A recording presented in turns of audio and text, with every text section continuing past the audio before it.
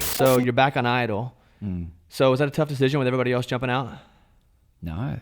You loved it? Yeah. What's a day like when you tape Idol? Do you just show up and be funny and say the nice things and go home? On or a is there good really day. a lot? On a good day, Yeah. like you, right? when everything's going well. The actual live shows are real easy, you know. The audition cities is the work because they're just long.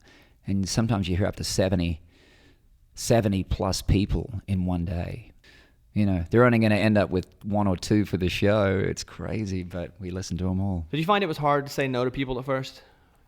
No. Like you're not good enough right now to make it? No, because you got to hear that too. You know, I needed to hear it from certain people, and you know, sycophants are the worst people to have around because it doesn't help. It doesn't, like, you actually need to know. Tell me what's working. Tell me what's not working. You know, the hardest thing is when nothing's working. It's the worst. I always found the hardest person was like someone that's got a beautiful voice. They sing perfectly in tune. They look great, and they're completely forgettable. There's just nothing memorable about them. They actually might have been more memorable if they looked not so pretty or didn't sing so perfect. Something, you know, that's the hardest person to critique, I always find. Are you excited to go back? I am. I'm looking forward to it. I think because it's integrated with what I do in the sense of we're touring. We're going to be touring right through the whole thing. The record comes out in September, so that's going to be out as I'm doing it. So it's not my whole day gig. What was your childhood like? It was fun. It was a fun childhood. I had very working class parents, so we didn't have any money. They both worked. We had a little like corner store kind of thing, like a little general store, and we lived behind it in this tiny little 2-bedroom place. So my brother and I shared a tiny little room with little mattresses on the floor, so we didn't have any beds, and it was just real working class, you know. And but I picked up the guitar when I was 6 and just took to it straight away, and that became my thing. You know, I'm really so happy and lucky and blessed that I had music. Where did you get the guitar? My dad gave me a little ukulele when I was 4.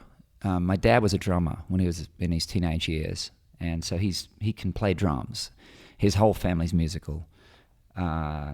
So I got this kind of rhythm from my dad, and he said I could strum this ukulele in time with the songs when I was 4. So he asked somebody, so when should our son learn to play guitar? Because he's got the rhythm. We just need to teach chords, and it should be good. So they said probably 5, 6, somewhere around there. So they bought me a guitar at 6, and they got me a teacher, and off I went. Since you were playing guitar so early, what kind of student were you? Did you care about grades, or were you like, I'm just going to do music, this is who I am? That's it. I just wanted to do music. Yeah.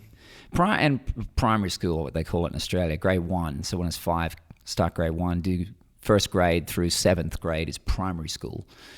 And I enjoyed all of that. And then as soon as I got to high school, which in Australia was 8th grade through 12th grade, that's high school, I hated it. I just hated it. I hated school. I couldn't wait to get out. And in Australia, you can leave school when you're 15.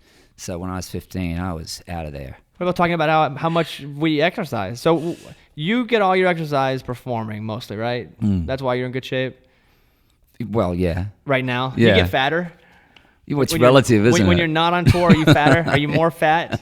I hate having to watch what I eat because I'm not one of those guys. I've never, you know what I mean? I just want to eat what I want to eat. And but, you know, it's like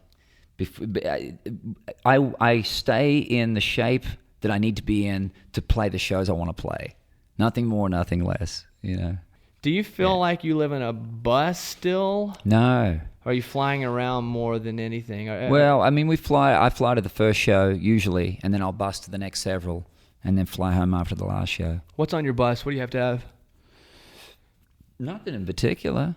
It's not even like I didn't build a bus or anything. It's just a leased bus, and it's a nice one. You still lease buses. So you keep it real. That's like whenever you're at the airport. I was like, Keith Urban keeps it real. He's getting on a normal plane. Yeah, well, you know. I expected to see a plane with your face on it, like your own plane, Urban Air, flying up out of the sky. No, I would like to. That'd be good. Not with my face on it, but yeah, it's just one of those things, man. It just, you know, I balance it all out. Sometimes I fly private, sometimes I fly commercial. Your daughters go on the road with you a lot? Not a lot, because I tour in such a way where I come home. You know, I don't go out for weeks and weeks and weeks at a time. I go in and out of the road every week. I'll fly home. Even if it's just for a couple of days, I fly home.